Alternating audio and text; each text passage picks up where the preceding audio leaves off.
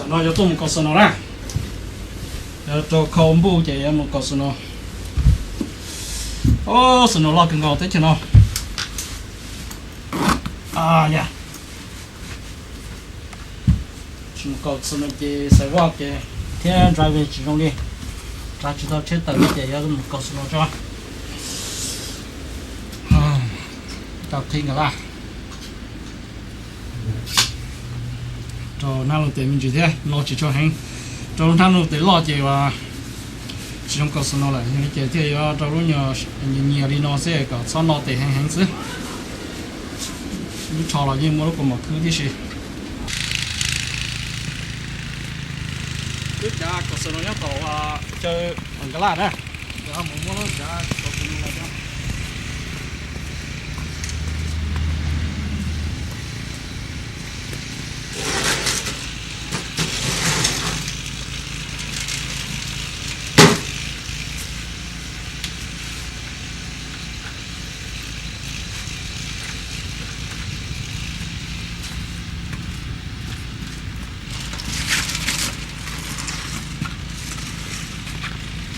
luôn rồi, đi đấy.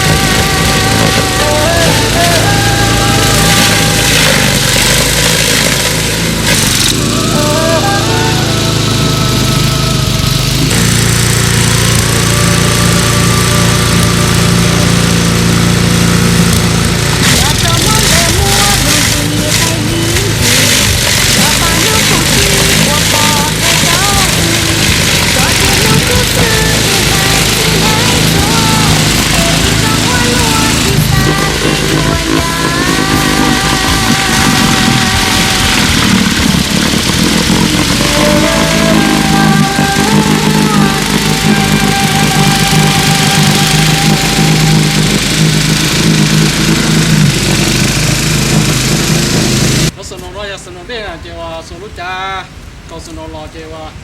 chúa chỉ cho nó ra tới chơi cho nó khó tả lên năm con này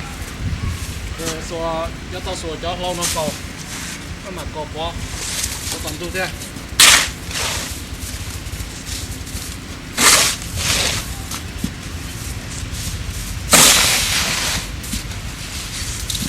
sáng sớm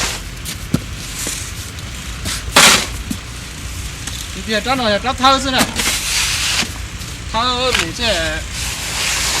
thơ một đi rồi để mà xuống cho nó đấy đó là ta giờ có trên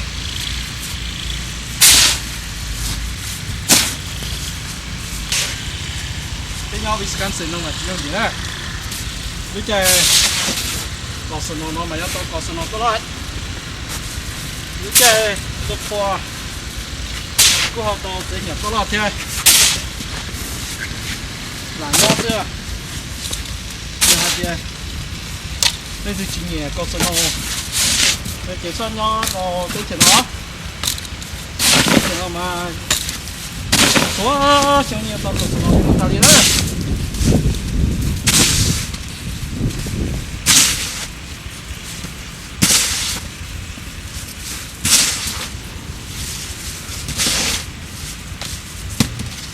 sao cơ gì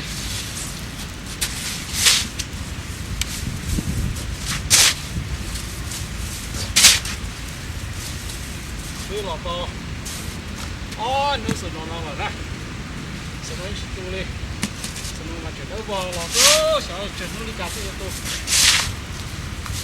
sườn nó giờ thì cho cầu cho vào hồ cầu đây mà xe hay đó sườn này lò thì chuyển lò là cái mất cầu tới cho cái này là cầu gì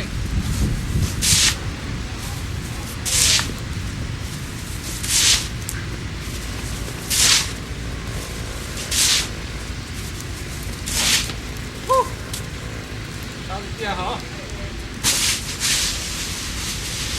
cái cháu có cầu snow mà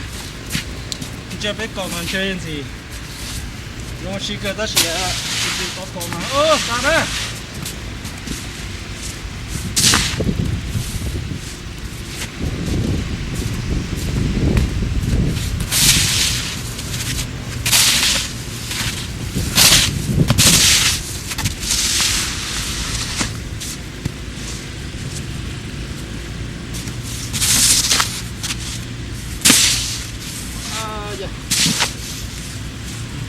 con kia này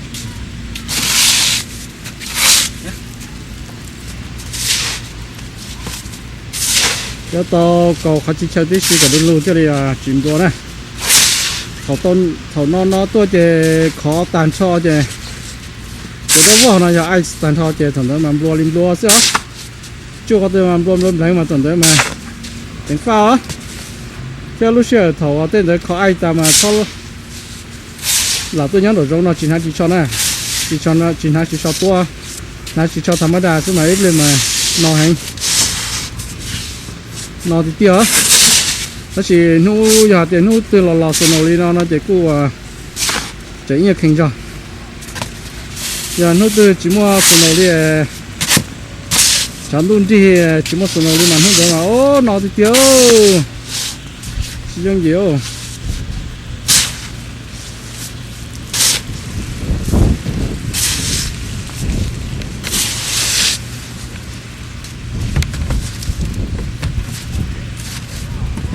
có sao à? Sao cái gì đó? Tan tỏ ta đi à? Tan tỏ ta đi. Có cái gì gì xem mà? Tan tỏ ta đi. Mất đồ ta đi à? Tan tỏ ta cho vô đi có sao?